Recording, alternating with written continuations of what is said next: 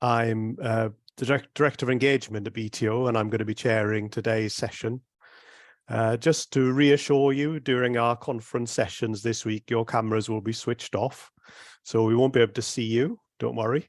There'll be no chat function, but there is a question and answer function through which you can submit questions for the speakers. It's great to see we've got so many people joining us online already, despite the World Cup. And whether you're a regular conference attendee or this is your first time at a BTO conference, a very warm welcome to you. Please ask any questions that you've got during the talk through the Q&A function, which you'll find at the bottom of your screen. And even if you don't have a question yourself, take a look in the Q&A box during the talk at some point, because if you spot any good questions in there that you'd like to know the answer to, then you can give them a thumbs up to give them greater prominence. They'll rise to the top of the list, so you've got more of a chance of those questions being asked. If you've got questions of a more general nature about BTO, then please save these for the AGM session on Saturday, which we hope many of you members of the BTO will attend. We've got 11 free talks for you lined up for this week, as well as our AGM. And these talks are only possible thanks to the support of our brilliant BTO members. So huge thanks to all of the BTO members who are on the call tonight. Income from memberships and donations make up almost half of our charity's total income. And without your support, we just wouldn't be the organisation that we are today. So thank you very much. If you're in a position to make an extra donation to support our work, we'd be extraordinarily grateful. And you can see where you can do that on the link on your screens just now. BTO members are our lifeblood. It's through BTO membership you can that we can inspire and inform and make a difference for our birds. If you're not a member already, and if you enjoy today's talks and you feel like BTO is an organisation you'd like to support, please consider joining us. Now, we've got a very special speaker this evening. It's, of course, our CEO, Professor Juliet Vickery. I'll just briefly introduce her for you. So following a PhD at Oxford studying dippers, she moved on to a postdoc on Brent geese, followed by a lectureship at Edinburgh University. Since then, she's worked for what was then Scottish Natural Heritage, now Nature Scot, before spending 10 years as BTO's head of terrestrial ecology, where she led our real seminal work on farmland birds. She then migrated to RSPB for 11 years, where she was head of international conservation science. And fortunately for us, she returned to BTO in 2020 to take up the role of CEO. She's honorary research fellow in the Department of Zoology at the University of Cambridge and honorary professor at University of East Anglia, as well as currently president of the British Ornithologists Union, the BOU. As if all of that isn't enough outside of work, she's a fiercely competitive triathlete. And while the rest of us have our feet up watching Love Island or Great British Bake Off, she's busy preparing to compete in next year's World Triathlon Championships. In tonight's talk, I know many of you will enjoy it because a lot of you will be volunteers yourself. She's going to describe how BTO use the data that our amazing volunteers collect to drive positive change for our birds. So without further ado, I'll pass on over to Juliet. Thanks very much, Jan. Let's just make sure I can share this screen. So thank you for that lovely introduction. It's a great pleasure to be able to open this year's annual BTO conference. And to talk about some of our work that is particularly around understanding and conserving birds. So the power of citizen science to conserve the birds that we all love to watch and to share. And I use those words very deliberately because they mirror exactly the words of one of our founding fathers, really. So now I'm going to, which is those words of Max Nicholson. 90 years ago, Max Nicholson and others recognized the power of cooperative birdwatching, what we might now call citizen science, to inform conservation. And that is what we've remained true to ever since. And of course, for the BTO, the real heart of that cooperative bird watching or citizen science lies in our large-scale, long-term survey schemes. Those are around which many of these volunteers revolve and you know, input all of this data. And long-term, large-scale monitoring depends very much on constancy between years and sites and species and repeatability. So it's a real constant throughout BTO's long history. But against the backdrop of that constancy, there have been several things that have really amazed and delighted me about BTO work since I came back as CEO almost 2 years to the day. And then I'd like to use this talk to highlight really and showcase those three things. And they are, firstly, despite, if you like, that constancy and repeatability, the diversity of questions that we can address with this fantastic long-term data is extraordinary. So they allow us to answer a huge range of questions. The second thing is, again, although they are constant and repeatable, those surveys have evolved and changed over time. They've adapted to meet current issues and to reflect the concerns of society at large. So they've evolved and adapted while retaining that repeatability. And the third thing is that, like many others, when I came back to the BTO, I knew very well the power of those schemes to spot problems. But what was much less evident and apparent was the power of these schemes to help solve those problems too. And in a world that is talking very much about the crises that biodiversity faces, about the need to recover nature, not just to stem declines, the power of citizen science in problem solving as well as problem spotting, I think, is going to be increasingly important. So in my talk, I hope that I will highlight and showcase to some extent those three things: the diversity of problems and challenges we can address with this long-term citizen science data, the way in which it's evolved and adapted over time to meet new concerns, and its power in finding solutions to the problems many of our birds are facing. Now, lots of you will contribute to one or more of these schemes, but I think to allow us all to be at the same stage, really, I'm going to just remind ourselves, I think, a little bit about the breadth and depth of those long-term schemes. So I'll start with what I will call our structured surveys, and the breeding bird survey, of course, is one of those. This survey currently covers almost 4,001 kilometre squares in England, Scotland, Wales and Northern Ireland, and generates population trends for around 120 breeding birds. The results of this get fed into government indicators, so it's extremely important at that high political level, it is often viewed as our gold standard in terms of bird surveys. Run until very recently by Sarah Harris, now very recently taken over by James Hayward, who will become very familiar to many of you in the years to come. So the breeding bird survey is one scheme I'll talk about a lot, the data and how we use the data from this. Of course, it's a joint scheme between BTO, JNCC and RSPB. The second one, which complements that, is the wetland bird survey. Now I'm slightly struggling to move the slide on. Okay. So the wetland bird survey complements the breeding bird survey, looking at the very important numbers of wetland of wintering birds in the UK.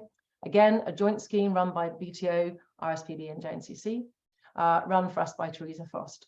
And this covers thousands and thousands of kilometres of coastline, 3,000 or so core sites counted throughout the year, but the really important counts in the autumn and winter feed into the International Waterbird Census Council global indices of waterbirds. So again, very important at that very high policy level.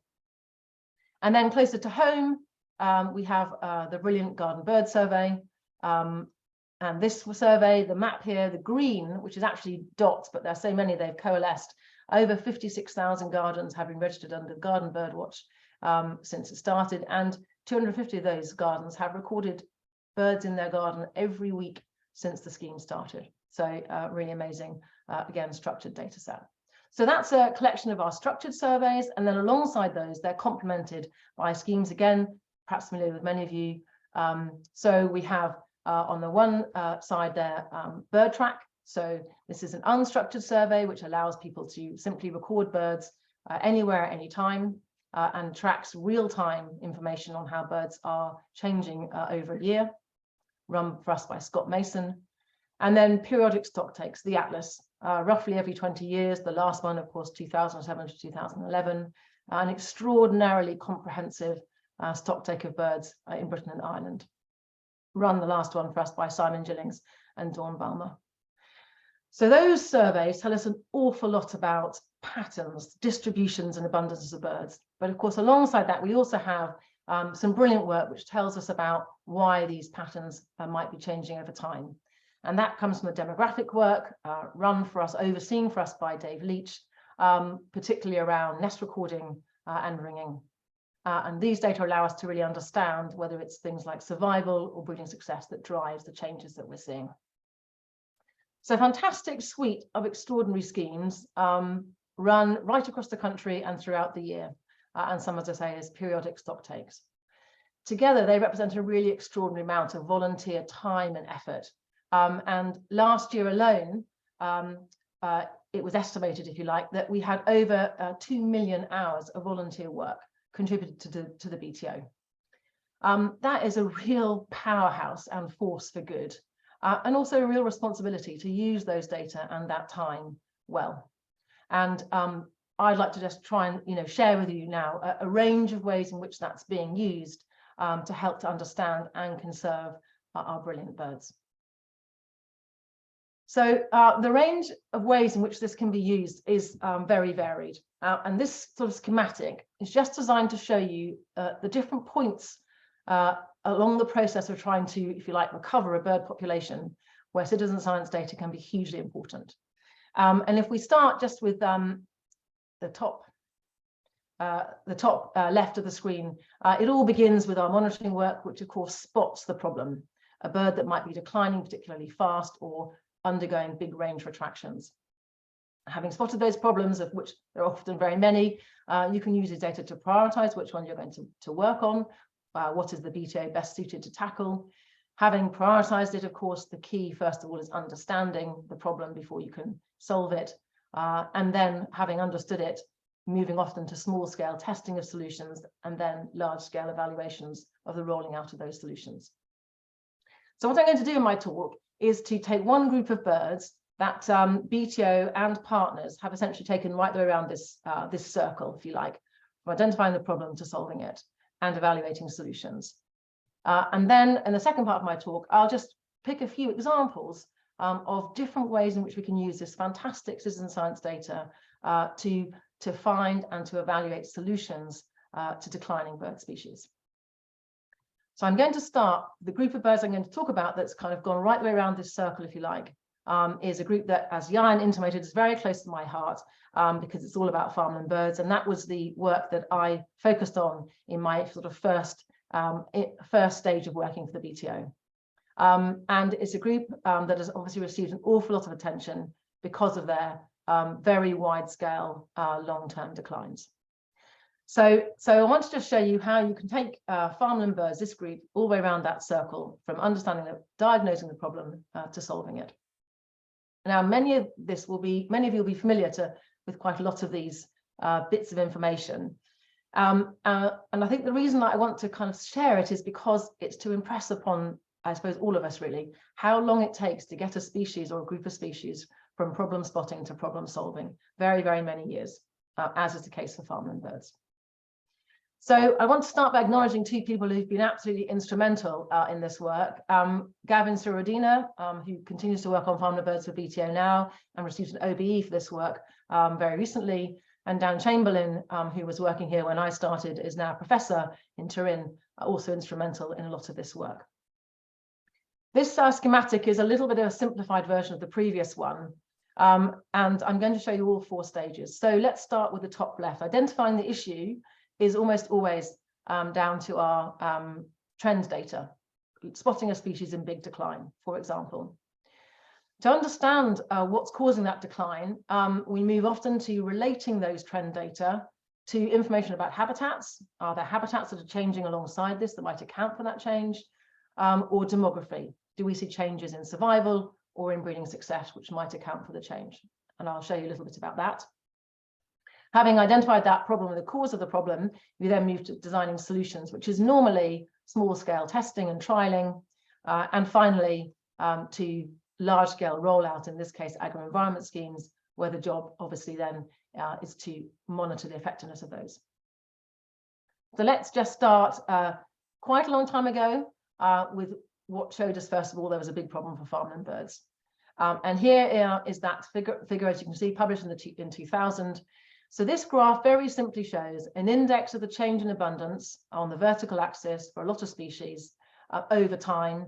You can see, hopefully, here, this was the cold winter, but broadly speaking, they're very stable, this group of birds. And then in the 1970s, about the mid-1970s, they start to undergo a relentless decline to their current much lower levels. The onset of the decline then around 1975. And what Dan Chamberlain and others did was then to look at how agriculture had changed at the same time. So they pulled together lots of information from lots of different indices of how agriculture was changing and simply produced the same sort of graph on rate of change. And that's here. So this is an index of the change in management in agriculture. So down here means not much is changing. Up here, it's changing very quickly, again, over time. And you can see not very much changing up to that 1970, and then suddenly a rapid onset of agricultural intensification in the early 1970s. And remember, farmland birds declined in 1975, about 5 years after the onset of this big change in agriculture. And that's exactly what you'd expect if these birds were depending on agriculture for resources. You'd expect a time lag between changes in those resources and the onset of declines. So this is hinting that agricultural change is driving it. The next question I want to ask is, so what's the indication from our surveys that it's driven by a failure of birds to breed or a failure of birds to survive? And thanks to the fantastic work of so many ringers right across the country, of course, we have lots of information on many of these small passerine birds. And the focus was very much on granivorous birds. And the question was, did we see any changes in their survival over the time that their population was changing in its trend? And I'll show you again with a schematic how Gavin and others led this work. So this figure is a very simple representation of how population might change over time. So you've got an area where it's increasing, an area where it's stable, and an area where it's decreasing. Now, if changes in survival are driving these trends, you would expect to see where the population is increasing, you've got high survival, where it's decreasing, you've got low survival. And that's exactly what Gavin found by analysing all this fantastic data from our ringers, that basically you found that the population had low survival when it was decreasing and high survival while it was increasing. So that's telling you that there's a problem with survival for many of these granivorous farmland birds. And the final little bit of that story, if you like, is to say, well, that's fine, but are these changes actually enough to drive the changes that we see in many of these birds? And the answer, again, based on modelling and based on fantastic data on survival and numbers, is yes, it is enough. And I'll just show you that very quickly on this slide. So this is, again, just a population index, a measure of how the population of reed buntings are changing over time. And that red line is what you see happening out in the countryside. And what Will Peach who's basically RSPB and BTO scientists did was then to build models of this population and simply say, if we make breeding success constant, but we allow survival to change, as we see survival indeed changing, is that enough to mirror this population? And the answer is yes. So here you have a modeled population based on just letting survival change in the way you see it changing in the big wide world, if you like. And you can see it's a very close match. So now you know it is survival that's causing the problem. And we know that the changes have been enough to account for that entire decline. And that's true for many of the granivorous finches and buntings in our farmland. So you've got some really great evidence based entirely on citizen science for the causes of declines of birds like reed bunting, corn bunting, and yellowhammer. So the next question then is, if it's about farmland survival declining, can we get a little bit closer to what it is in the agricultural landscape that has indeed changed? And many of you will know that the answer has been this sort of almost universal shift from planting cereals in spring to planting them in winter. So in the past, of course, you would harvest in the autumn, leave the crop as a stubble and replant in the spring. Now you simply plant straight away in the autumn. And what that means is there are no longer stubble fields in the environment, and stubble fields used to be a bit like giant bird tables. They would provide weed seed and spilt grain that would allow these farmland birds to survive over winter. So that's been the shift.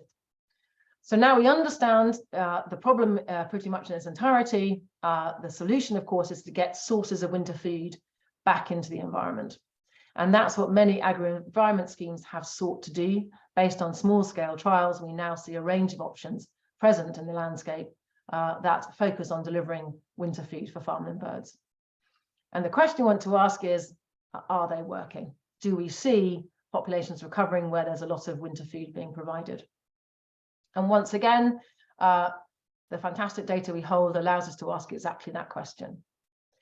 So this slide just shows you a kind of representation, if you like, of a plot of farmland in lowland England. Don't worry too much about what all the colours are. The important ones are the black squares are BBS, and the pale blue and pale green is land that is managed under some form of environmental stewardship.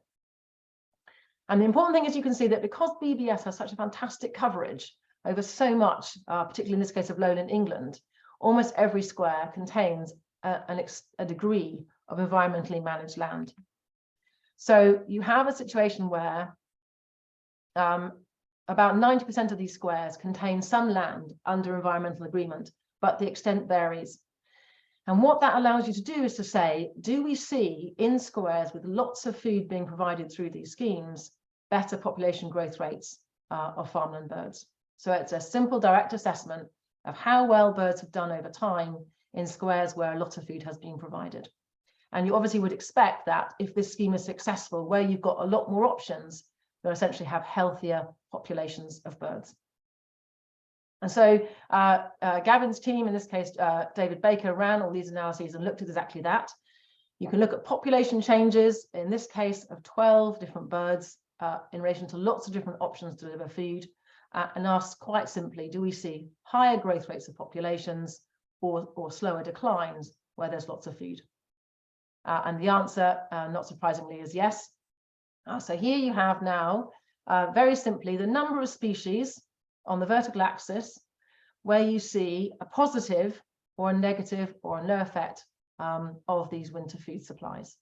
So 12 seed eaters, lots of tests of population growth rate, and you can see that for the vast majority of species, 11 species and lots of these tests, there's a very positive effect. So what that's saying is that you see greatest growth of birds where you have a lot of winter food being provided through these agro-environment schemes. So very strong evidence that these schemes are working, that for most seed-eating birds did best, if you like, in squares with the greatest extent of land under winter food management options. And many of the options, of course, are in the landscape now. We just need more of them and better quality to see an effect for many of these farmland birds. So that really takes you right around that circle from spotting the problem, those big declines seen from common bird census and then BBS, understanding the problem by comparing them with the environmental change and the changes in survival and breeding success, designing solutions to address that, in this case, winter food, and then evaluating those solutions once they're rolled out into the wider world. So great example and a really case study of how to take a bird from diagnosis to testing solutions. So what I want to do now is to move, if you like, straight to the evaluating effectiveness for a range of other options.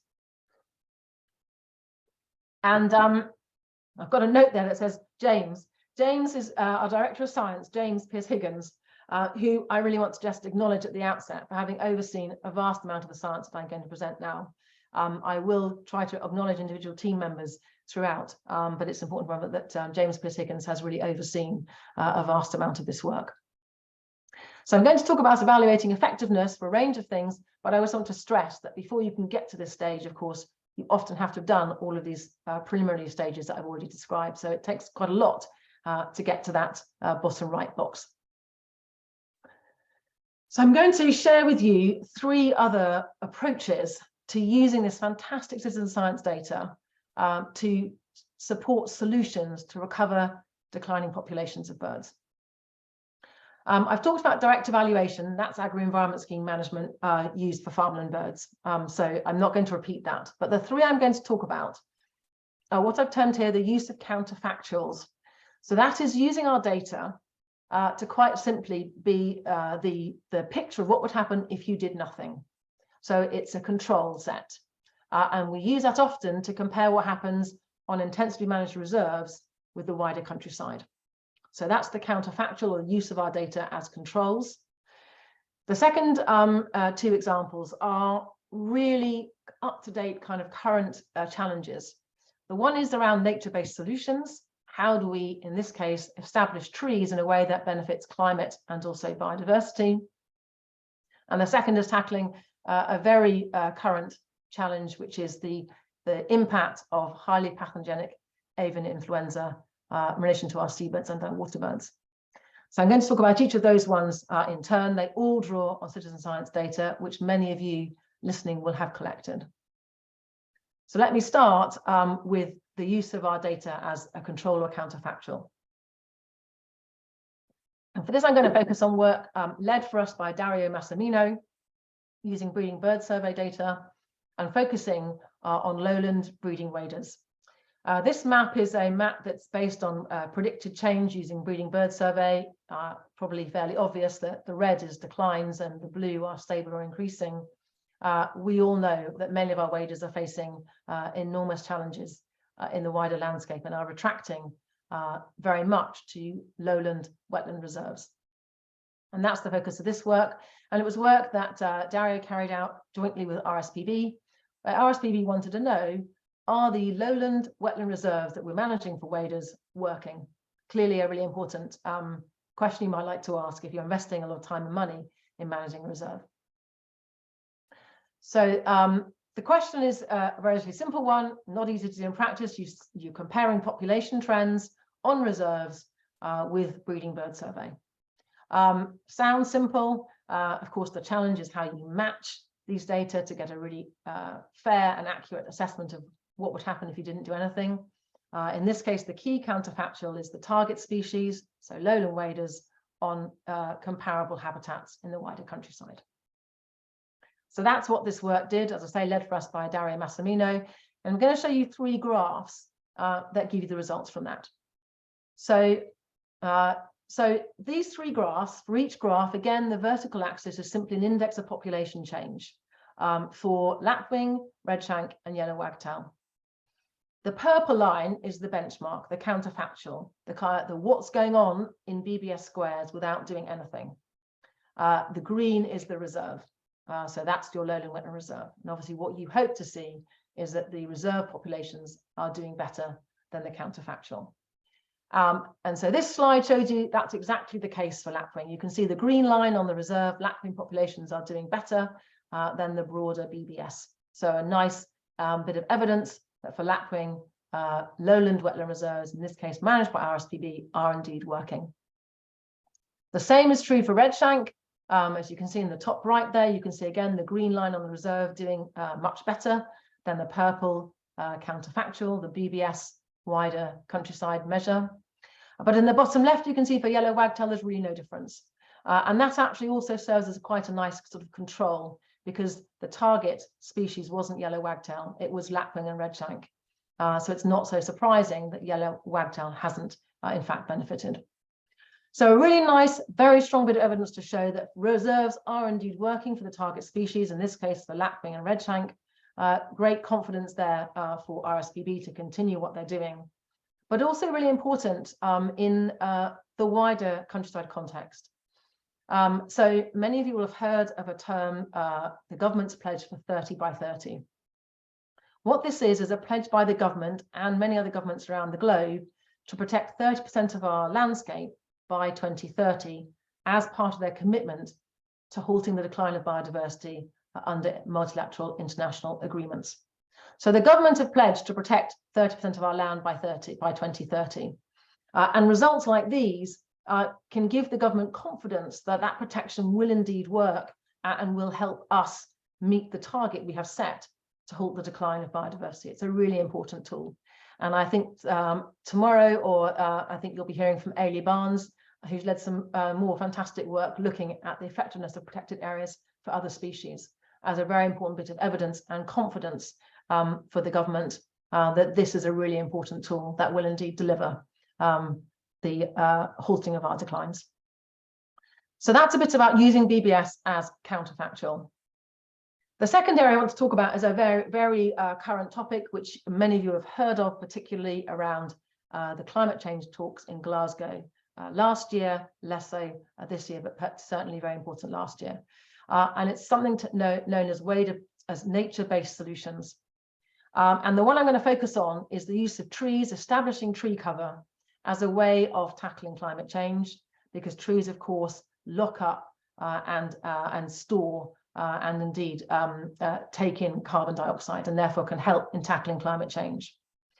And I think we will recognise that trees also have a fantastic value for biodiversity, but crucially, it needs to be trees, the right tree in the right place. So trees that are established on, for example, open peatland, important for ground nesting waders, are certainly not a part of a nature-based solution that works for climate and for biodiversity. And the recognition of just how important it is to get this right in order for it to work for biodiversity and for climate is something that the BTO have been trying to help guide using, again, citizen science collected data. So for this work, two scientists based in Scotland, John Calladine and Mark Wilson, have used Atlas data. And Atlas data, as I said at the outset, is absolutely fantastic in terms of the comprehensive coverage it delivers. So very wide coverage right across Britain and Ireland. But it does it at quite a coarse scale, at the 10-kilometre square scale, or sometimes 2 by 2 kilometres. And that's too big, really, a scale to make decisions on. So decision makers will make decisions at a much smaller scale. So what Mark and John did was to take this fantastic Atlas data and to use it to model wader abundance and distribution based on their links to environmental variables. And you'll hear again more about this tomorrow. So they use this to model wader distribution at a much finer resolution at the 1 kilometre scale. And what is fantastic is, because we have BBS data at the same scale, you can ground truth that using BBS. So you can predict your model, have your model predictions based on the Atlas data, and then you can ask, how good is that prediction based on the ground truthing from BBS? And the answer is pretty good. So they generated these high resolution maps of wader abundance, relative abundance at 1 kilometre square, and ground truthed it, again with BBS data. And then they've used that to produce these fantastic maps, which John and Mark have called wader sensitivity maps. And I'm going to show you 2 of those now. And again, you'll hear much more about this, I think, tomorrow. So here is our 2 maps of wader predicted relative abundance for upland landscapes, and that's for curlew, golden plover and dunlin, and for lowland landscapes, which is for curlew, oystercatcher, lapwing and redshank. And I think probably fairly intuitively, you can see that the real hotspots of wader abundance are in red, and the cooler spots are in blue and grey. And what these maps allow you to do is to categorize at the highest level areas of greatest concern for waders and areas of least concern. And so this high scrutiny area, what this is saying is these are areas which have extremely important populations of breeding waders. They need to be protected and sustained. And any suggestion of a land use change in these areas needs to be very heavily scrutinized. For the blue and grey areas, which have lower abundance of waders, their proposals for land use change, let's say tree establishment, perhaps merit slightly less scrutiny. And the populations in yellow in the middle areas that have good populations of waders, which could be recovered with the right management and therefore require a moderate level of scrutiny. So these maps have been generated to guide high-level decisions around tree establishment in order to help tackle climate change, but to do so in a way that also works for biodiversity. They are being used already by Forestry Commission, and indeed they're available on our own website under the Working for Waders work. So they're already being used to generate guidance and to help people plant trees, establish trees sensitively. And the next stage of work that John and Mark will take this to is to also say where actually are the best places to plant these trees or allow trees to be established that will benefit, for example, woodland birds like redstart and pied flycatcher. So a really nice bit of work, a very current topic. And finally, I want to move to a very immediate risk that many of our fantastic seabirds faced in the summer, devastating effect of the highly pathogenic avian influenza.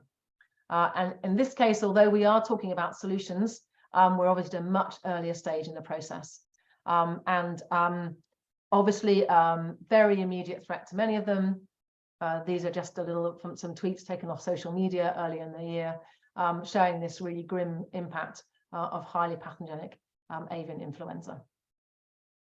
So the one thing that we really can do around this is to try to predict and track the spread of this disease to help inform a very rapid response.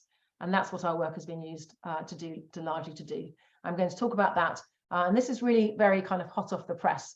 So this is work that actually many people in the BTO have been involved in very recently in a big workshop with JNCC, and that James Fitzhiggins will be reporting to a select committee in Westminster later on this week. One thing that people have noticed is just how valuable ring recoveries can be in an early warning signal around avian influenza. So here are two graphs, one for great skewer and one for gannet. And this is about ring recoveries. And this is work being led largely by Daniel Johnson from the BTO with many others. And the whole of our avian influenza response has been pulled together by James Fitzhiggins. So if you just look at the left-hand graph of great skewer, this is the number of recovered rings over time since 2011. It's for the period in autumn, so it's comparable with the current year. And you can see that over time, very stable in terms of the numbers of birds that have been reported, ring recoveries reported by the public. But then suddenly, if you look at the last 2 years, you can see this shoots up. So in 2021, already some birds were being affected by avian influenza in the Northern Isles. But of course, this year, we know there were devastating impacts. And the fantastic thing about these ring recoveries is this is members of the public reporting ringed birds they found dead. It's almost immediate tracking in time of what's going on.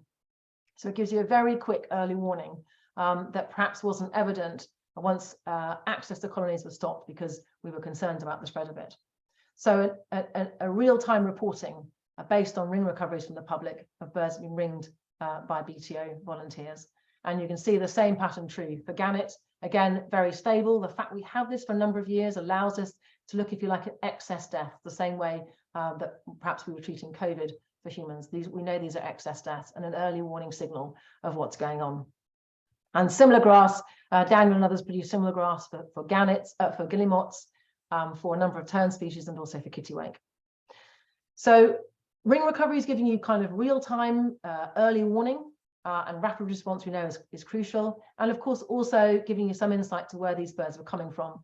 And this next slide just shows you, again, the bigger the red dots, this is great skewer, the larger the number of recovered rings. But the lines between those dots are for birds recovered away from colonies, linking to the colony where they were ringed. And for example, we know that many of the birds found on the south coast, gannets on the south coast, we know came from Jersey and Alderney because of rings. So where colonies are not well monitored or colonies were shut off for monitoring because of the fear of avian influenza, we can still get information about whether they were indeed impacted. So a much better picture about avian influenza. So a lot of work around rapid response, trying to guide and inform the response to this outbreak, and a really nice demonstration of just how valuable ringing data and ring recoveries can be. But the final bit of work I want to share around avian influenza is at a much bigger scale. It's this work entitled The Migration Mapping Tool. This has been led by Stephen Bailey, who many of you will be familiar with, has worked for the BTO for very many years. He's led this work with a lot of the analysis being done by Jacob Davies. And this work is funded by EFSA, the European Food Safety Agency. And this is all about trying to understand if we could use the movements of wild birds to help predict where we might see outbreaks in domestic poultry to manage that risk. And obviously, if you can contain that risk, you may also help to mitigate the risks for wild birds. So this brings together the most extraordinary data right across Europe on abundance, so year-round variation in relative abundance from things like BirdTrack, real-time data. It uses ringing data from the URing, the data bank that pulls together ringing from right across Europe. And this allows you to look at the predicted movements of birds from point A to point B within Europe, and therefore likelihood of an outbreak at A being transmitted to B. So it's all about predicting the likelihood of movements and therefore transmission based on Europe-wide information on numbers and on movements from rings and ring recoveries. And that is then linked with epidemiological models to calculate the risk of transmission based on the movements of these wild birds. The modelling is phenomenally complicated. Jacob and Stephen looked at 12 species of waterbird for every month of the year, modelling their movements and therefore modelling the predicted risk of transmission from various parts around Europe. I'm going to show you just one map, which is a test of how good those predictions are. And that's this slide. So this is simply showing you probability of introduction of AI and the spread of reported outbreaks. Let me explain that a bit more. The shading is the probability of outbreaks. Yellow is low, black is high. The blue dots are reported outbreaks in domestic poultry. So you can't see very well in week 41, but you can see, I think, by week 45, some blue dots appearing around Denmark. And then what Jacob and others have done is modelled, based on their knowledge of the movement of wild birds, where those outbreaks will then spread. And the important point here, as you can see, I think, that the match between predicted outbreaks, so the darker the shading, and reported outbreaks is a very close one. So this fantastic pulling together of huge amounts of data is really giving us some pretty good insights to being able to predict reported outbreaks and therefore to facilitate a very rapid response to those. So I hope that I've shown you how we can use citizen science data from structured surveys and unstructured surveys in new and imaginative ways to help us find solutions to recovering bird populations. We can do that by directly evaluating the effectiveness, for example, agri-environment schemes. We can do that by using data as counterfactuals, data telling us what would happen if we did nothing. We can do it to provide guidance, for example, around nature-based solutions, and as an early warning system to help rapid responses to things like the outbreak of new and novel diseases. And I just want to end by saying one last thing about solutions, which of course, it is about birds and is about science, but it's also very much about people. If we're going to find solutions to help stem the declines of so many of the birds that we all love, it will require all of us and everyone getting involved in new and novel ways. And that means also working hard at the BTO to truly embrace everyone in the work that we're doing, to cherish our existing supporters, many of you who will be listening to this now, that have produced this extraordinary data for so long, but also to find ways engaging others in what we're doing, others that often feel underrepresented in nature, underserved by our work, and who see barriers to engaging with it. And I'm really proud of the work that BTO is doing around this. I want to share just two examples of that. The first is the fantastic work by our BTO youth, who have produced a strategy to help overcome barriers that young people see to engaging in nature and engaging with the work of the BTO. Having produced that strategy, which identified those barriers, they've gone on in the last 2 years with energy and enthusiasm and novel ideas to help overcome those barriers and to engage more young people in the world, the natural world around them. And that culminated very recently, in the last couple of weeks, with the first ever UK Youth in Nature Summit in Manchester, entirely designed and delivered by young people, many of them on the screen here. This is BTO Youth. Supported, I have to say, by a brilliant youth manager, Faye Vogley, and her team member, Chris Marius. So Faye's there at the bottom right of the screen, who supports all these young people to do the most extraordinary things. This conference gathered almost 100 young people from right around the country, and their aim was to inspire, engage, and empower them to do more for nature. I have no doubt they will go from strength to strength in the coming years, and I'm sure we're all going to look on with excitement to see where they take BTO and BTO Youth next. And the second project I want to just mention as well is a very new one for us in Northern Ireland. It's called the Ripple Project. It's actually part of Northern Ireland's COVID recovery or COVID response work. This is work that's being led for us by Sorrel Lyle, who was one of our youth advisory panel. So fantastic to see Sorrel come through and now work with us. And this is designed to engage communities, again, who often feel, let's say, outside nature in the natural world, and to empower them and enable them to share that nature with others, hence the term Ripple. And this is a picture of Sorrel and others out on a beach clean as part of Keep Northern Ireland Beautiful, working with Keep Northern Ireland Beautiful.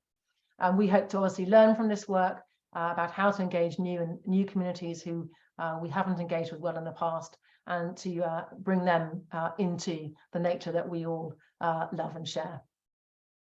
So on that note, I'd like to just end and say that I hope that I've shown you just how diverse is the projects that we can do with this amazing citizen science data that many of you collect, how it has evolved and adapted over time to meet new challenges, and as we go forwards, how it will be hugely important in designing, developing, and evaluating solutions to recover so many of our brilliant birds. Thank you very much. Thanks a lot, Juliet. That was fantastic. Really nice as volunteers to get the kind of big picture about our individual contributions to the changes we can make, and also those concrete real life examples of where our contributions are making positive changes for birds.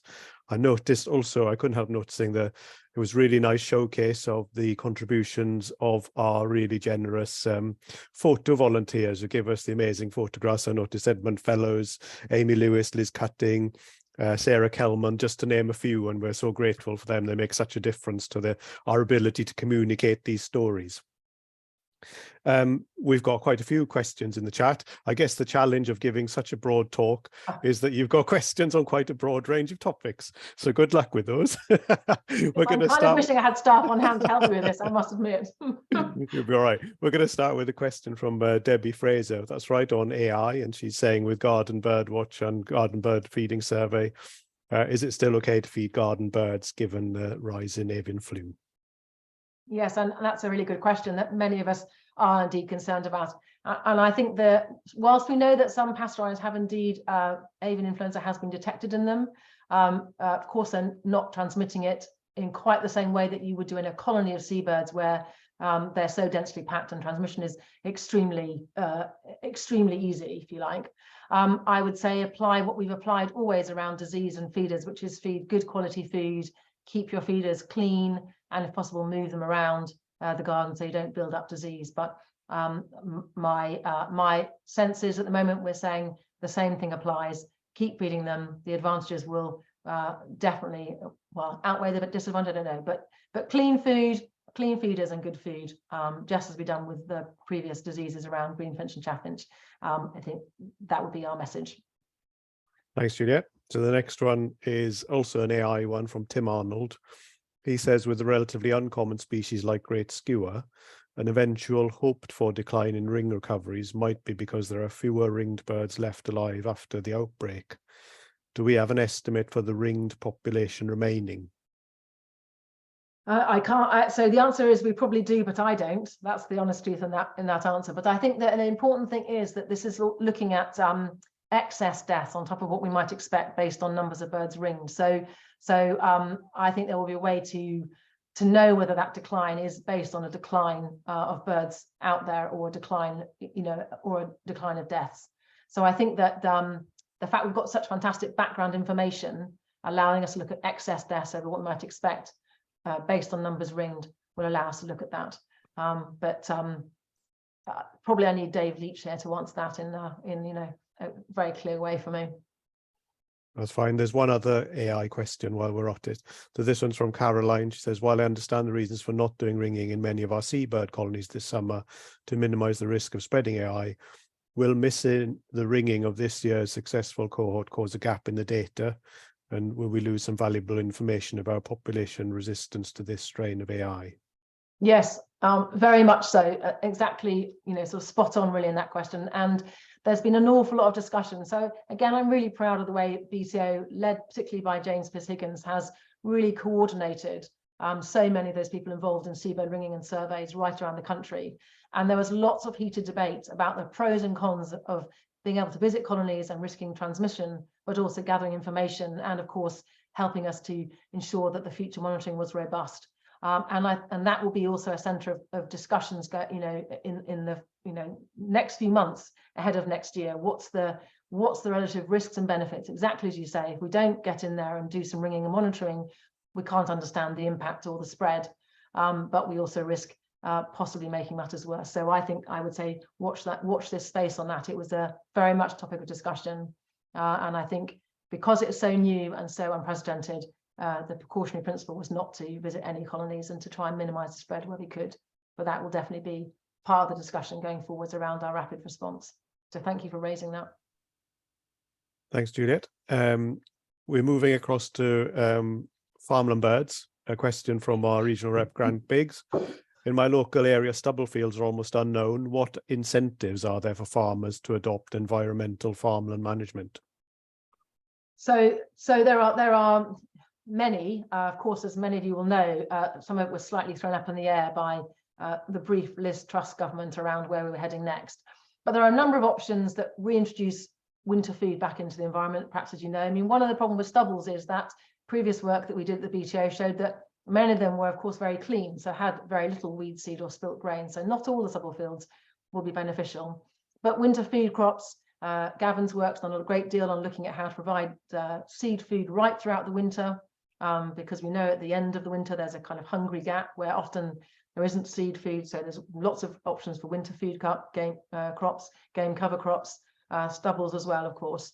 And a shift you will perhaps know, we hope that will be maintained, which is that more of the agro-environment payment schemes will be about public money for public goods. So delivering for birds through agro-environment schemes will become a much more important factor and a way of spending money. So there are plenty of options.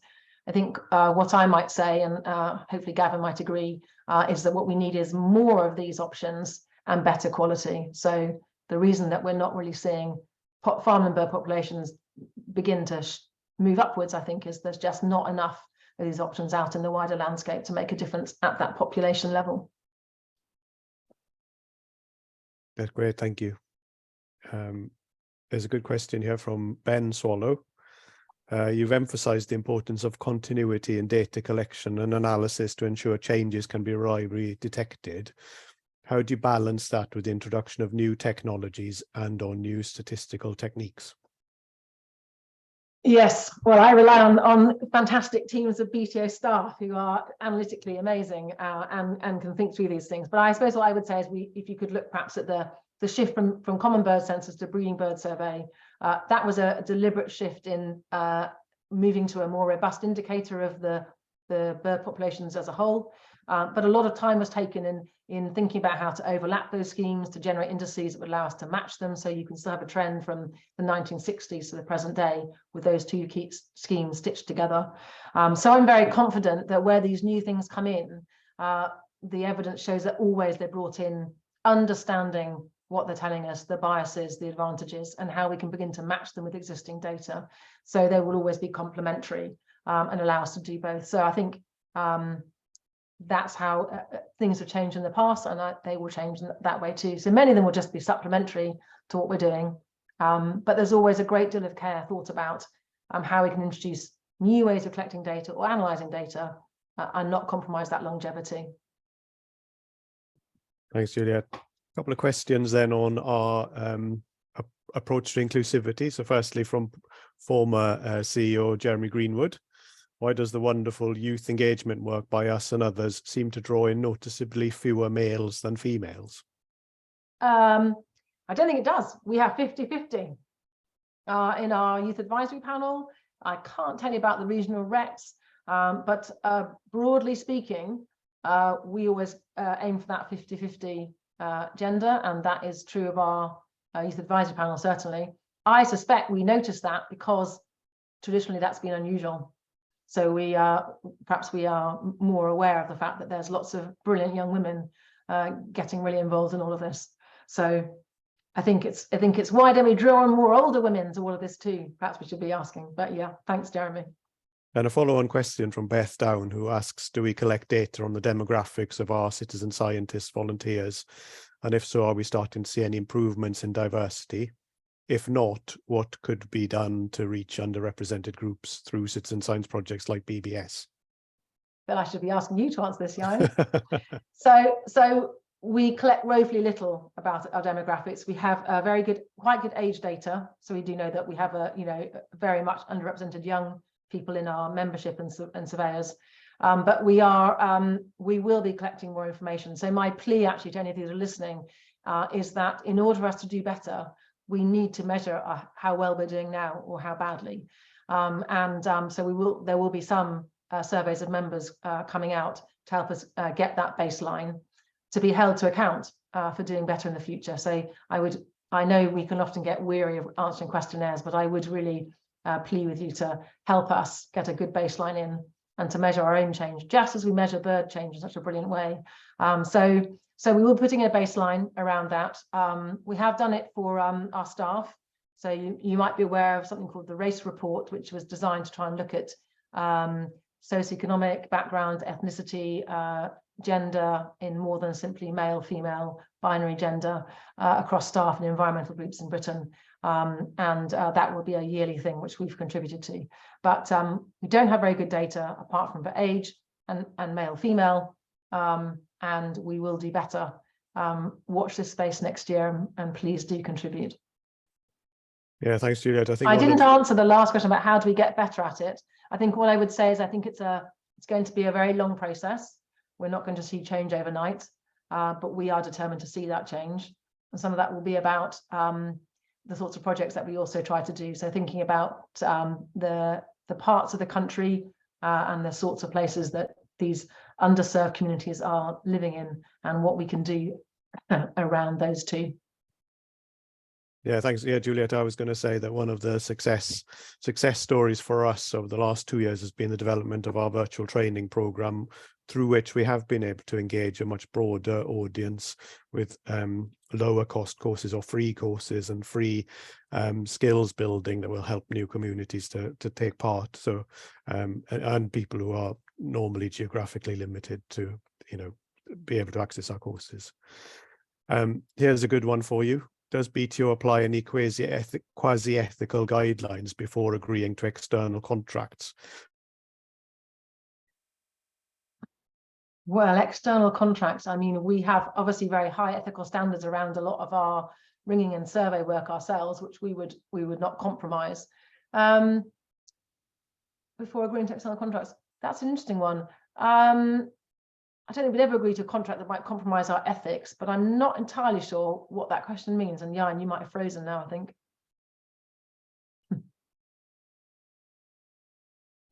So the remainder of the question there, Juliet, was, for example, the badger cull or control of fish-eating birds on Welsh rivers. I don't know if that helps with the context. Right. So I think perhaps this refers to what we would say in terms of our results. So in both those cases, let's take the fish-eating birds. The work we've done around that is simply based on numbers and behaviours of birds and the predicted impact that might have, for example, on salmon fishing or salmon numbers. We would not then go on to say you need to cull X number of goosander's or cormorants. We would simply say this is what the science tells you.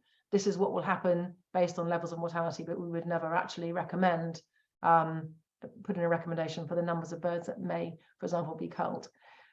So we will just provide the science which will tell you what the outcome is. And the same is true of badgers. The science will tell you as best as we can get what the outcomes are, but we wouldn't then go on to recommend any particular option based on those outcomes. I hope that sort of answers the question. Great, thank you, Juliet. I don't know if Jan's back with us, so I'll refer the last couple of questions to you. First of all, from Peter Edwards, are BTO analysing ringers garden retraps for disease effects, whether it's avian influenza or trichomoniasis? So again, are we analysing? Are we analysing ringers garden retraps for disease effects? I don't know if we're necessarily just running the ringers retraps, but we have done a lot of work. Perhaps you might have seen recently, Peter, the work on chaffinches that's come out showing very, very clear that actually chaffinch is also suffering from trichomoniasis. And that's based on combining wider countryside data, ringing data, and also garden data. So a lot of those are the disease question is being got at through a whole range of different parts of our data. And of course, working with ZSL around garden bird health initiative. Nick probably knows that one. Garden health initiative. Is that right? That sounds right to me. Finally, from Alina, thank you for your presentation. Are you also assessing the skills of your volunteers? For example, on bird identification, how do you deal with citizen science data accuracy? Well, I could ask Nick to answer that one as well, really. So I think that often people do ask about this accuracy, and I think there's two things to say. That first of all, the sheer scale of data means that the sheer scale of data you have gives you massive confidence that these big trends are real trends. The second thing is that you may have come across some work by Ali Johnson, who used to be based at the BTO and is now at St Andrews, who's done a lot of work which shows just how good volunteer observers are compared to, with professional staff. So we have absolutely no complete confidence in what our skilled observers are producing. And I would say that, increasingly now the work we're doing is to help people become better skilled. And Nick might like to make a comment about that, actually, because Nick is leading so much of our virtual ID course and ID training. So Nick, since you've put your camera on foolishly, would you like to make a comment about that? That's very kind of you. I only did that because Jan's internet had died, and now I've got the shiny head thing I was talking about. So we are trying to find different ways of reaching people and upskilling people, particularly around bird identification. So we've got 11 different courses now on different groups of birds. And then say on the other point that Juliet was talking about in terms of data accuracy, many of our schemes, such as BirdTrack, have inbuilt checks to make sure that anything that's sort of wildly out of the ordinary gets flagged up both to the user, just in case there's been a data entry error, and also to the local recorders, so that they can check back if it's something that needs a bit of extra evidence.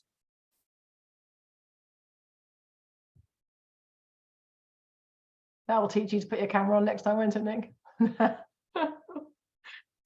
Fortunately, yeah. I think Jan is back in the room to do the wrapping up. Is that right, Jan? Yes, I'm here. Thank you. And sorry, everybody, that my Wi-Fi collapsed at that crucial moment. I missed your answer, Juliet. I'll have to catch up with you about that tomorrow. So it just leaves me to say a huge thank you to Juliet for that fantastic overview and for being so game to answer all of those very diverse range of questions. I hope you've enjoyed being with us this evening. As I mentioned at the start, there's lots of ways to support us. We're really grateful to those of you who are members already, and for all of you who volunteer and provide us with all the wonderful data Juliet's been talking about tonight. You can donate to where the need is greatest by following the link on your screens or by going to the BTO website. I hope you'll be able to join us for more talks during the week. The next session is tomorrow evening, when we'll be hearing about sensitivity mapping for breeding waders from our colleague John Calladine.